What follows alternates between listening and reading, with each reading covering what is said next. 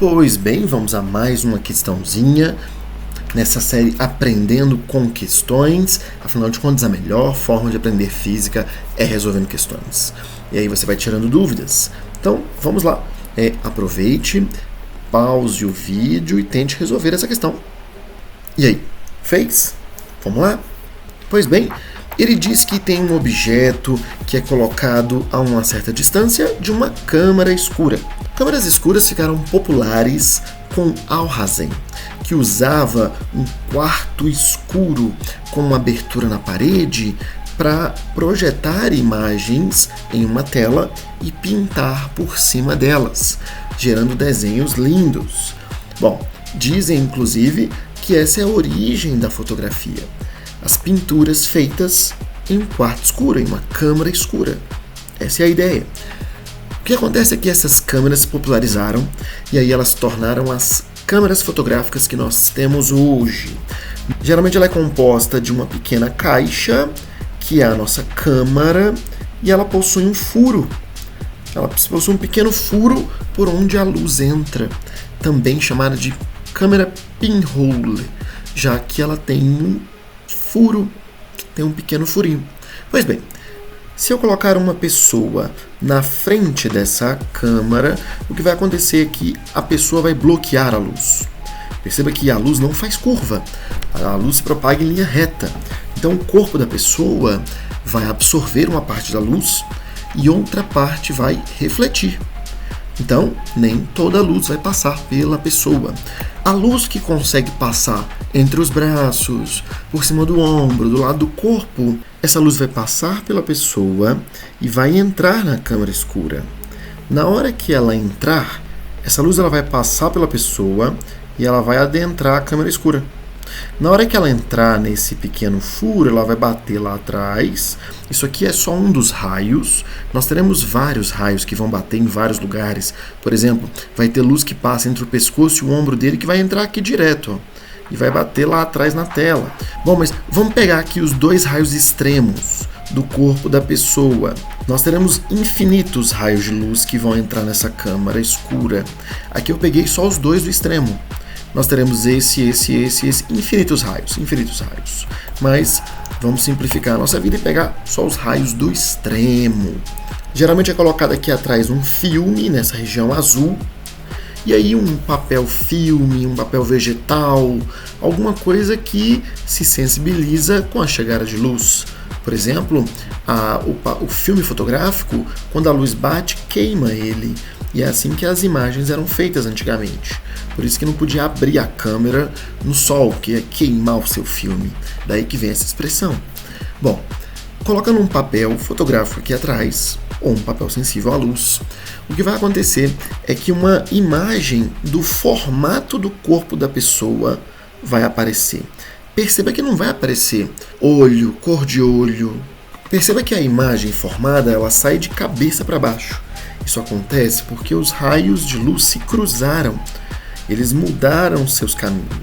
Isso acontece porque houve cruzamento dos raios de luz. Então nós tivemos uma inversão da imagem em relação ao objeto.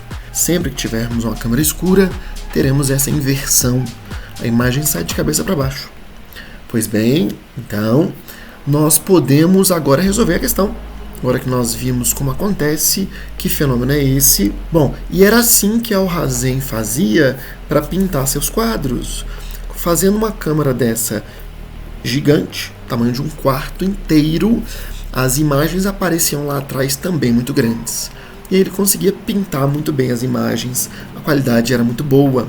E aí, uma curiosidade, não aparecem só os contornos do objeto. Algumas pessoas pensam que não vai aparecer olho, boca, porque a luz veio de trás. Isso é verdade.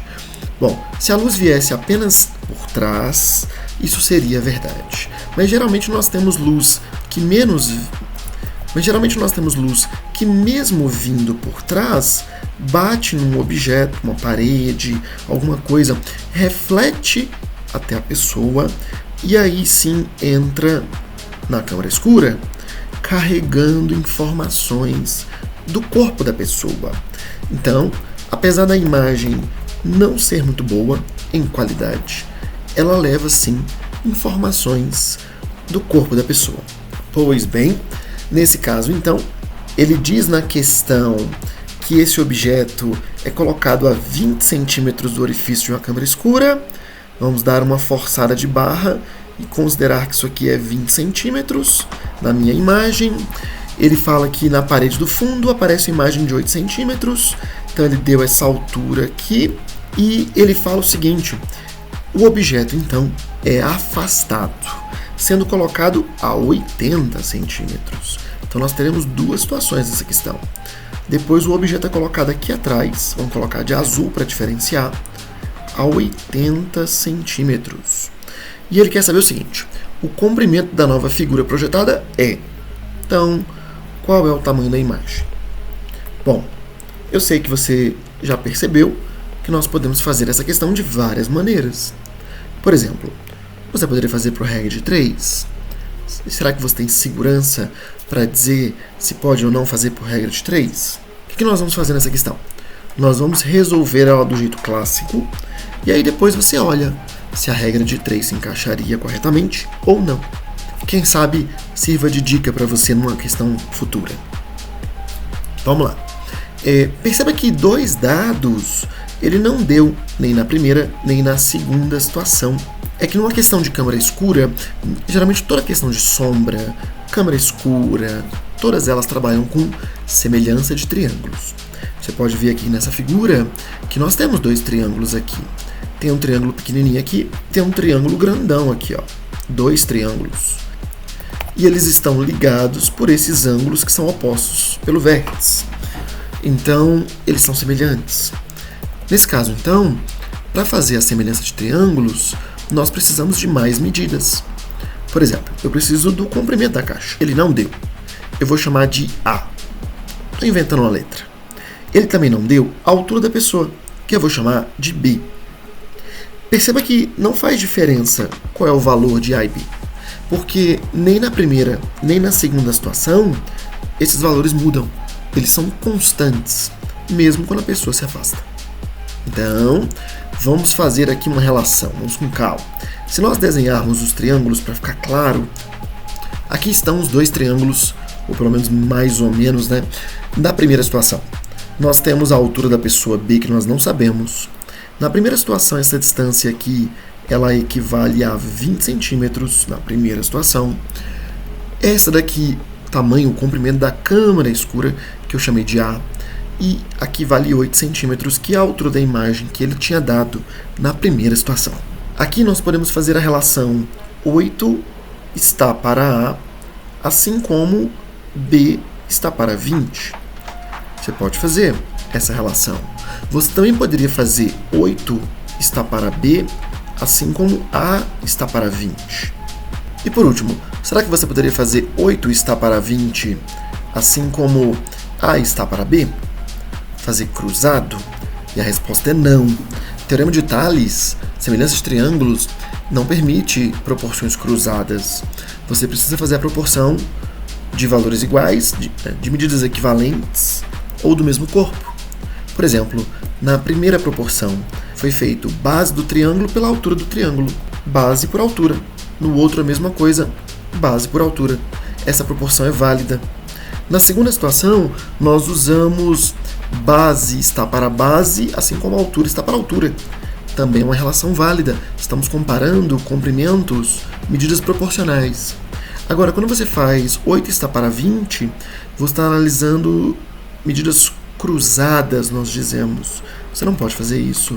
Não são medidas equivalentes. Por isso, cuidado. Eu fiz só para mostrar que isso aqui não pode fazer.